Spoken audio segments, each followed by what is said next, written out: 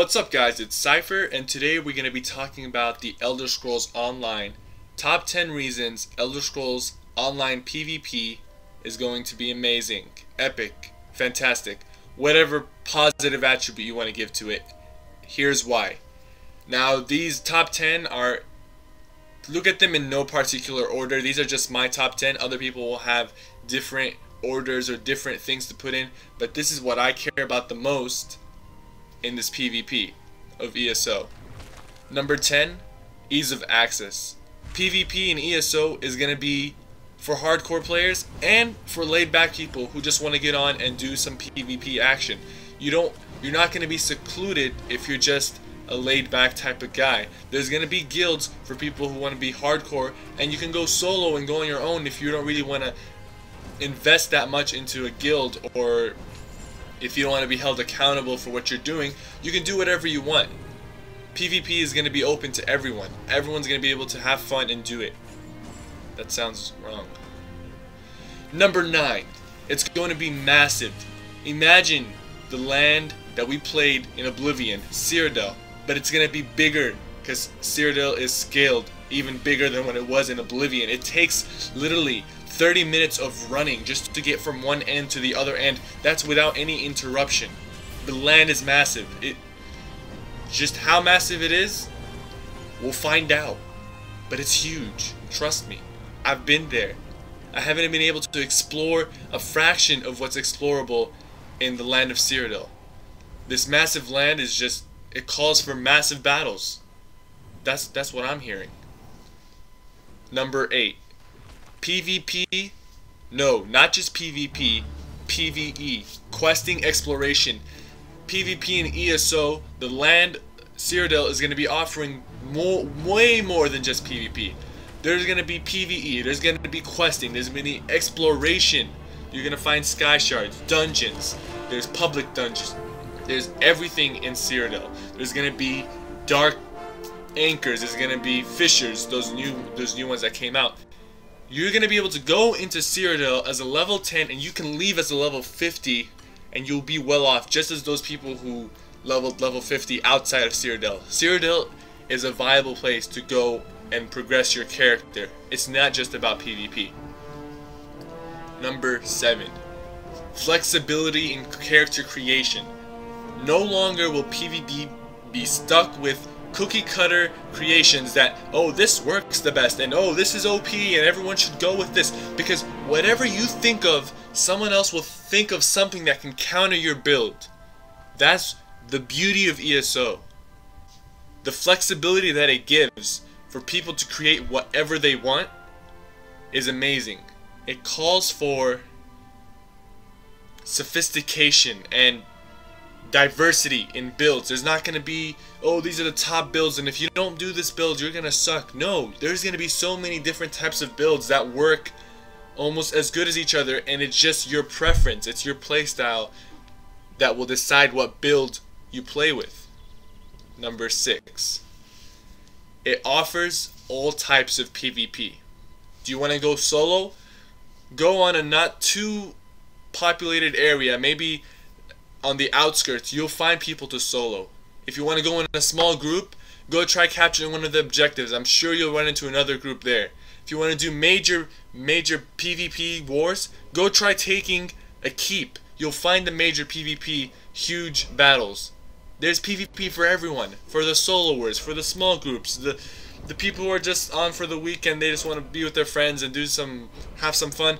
People who are leading a guild with over 500 people, well, 500 people, because you can't go over 500, according to what I heard. 500 people, you want to lead them and you want to go and take over keeps and become emperor, you can do that. Small scale, big scale, that's what ESO offers. Number 5. Multiple objectives. No longer will you just be playing and the only thing you can do is either capture a keep or just go kill for the sake of killing. There are keeps, there are resource points, lumber mills, there's everything, there's dungeons, there's sky shards, there's multiple objectives that you as a PvPer can do and look forward to. And with these diversity of objectives, it's going to spread out the people. You're going to be able to encounter different scenarios. Number 4. Alliance warfare balance. since there are 3 alliances, if one of them is kicking ass, it's probably going to be the one I'm on. But if one of them is, the other 2 alliances will start working together in a way to destroy the one that's kicking ass. And it's going to happen naturally. When you see the Aldmeri Dominion, for example, has 6 keeps around the Imperial City and they have an emperor, the other 2 alliances will be like, no, we're not gonna allow that. We're gonna go and, you know, attack the Aldmeri for a little bit until things get a little balanced. You know what I'm saying? The alliance warfare balance will call for equal opportunity PvP, along with the alliance point buffs that losing alliances, the alliances that are getting their asses whooped, basically, they get a little, you know, point boost so that they can kind of compete with the bigger alliance, if there is the case like that. Number 3, PvP requires thought, thinking, and decisions. It's not just spamming the number key. Like, you don't just spam your hotkeys and all this stuff and, oh, okay, so if I do 1 2 1 2 3, I can kill him because that's just how my character is built. No, you have to react to what people are doing. You have to react to what was going on around you. You have to react to what they're wearing, what if you're sneaking up on them, or if they sneaked up on you, how you should react to the scenarios. You can't just go and steamroll your number key and hope to win battles, because if you do that and you spam, you're gonna run out of stamina. They're gonna control their stamina and they're gonna whoop your ass. So PvP is sophisticated, and people can actually get better than other people, not just because of their build, but because of actual critical thinking. And when you have critical thinking and thought in PvP, you cater to people. You cater to people who like to progress as a PvPer. They want to be known as, oh, I'm a good PvPer. I'm smart. I know what I'm doing. And this guy, even if he's better stats than me, even though he has better stats and better armor, I can still beat him because I'm a smart PvPer. Number 2, investment and economy. As you know, there is no auction house in ESO, but they have guild auction houses in each keep that a guild claims. So even though if you die in Cyrodiil, you don't necessarily lose your equipment, but if you lose a keep because you keep dying, then your guild is going to be pissed off because they just lost their guild store that they were making big bucks on. And that's why Cyrodiil is going to be a major economy hub for the game, because there's going to be guild stores. People are going to be traveling from keep to keep, looking at your guild store. Oh, they offer some pretty good stuff. Let's go buy from them. Oh, this guild is a trading guild and they own this keep. We should go over there and buy their stuff. You make money, they get equipment, everyone's happy. But then comes along the Daggerfall Brevenet and they Covenant, and they take over your keep and they take it from you. When that happens, you lose your guild store, you stop making money, everyone's mad. So you have that investment.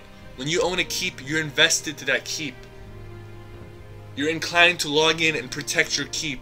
That's why ESO PvP is awesome. Number 1, the Elder Scrolls.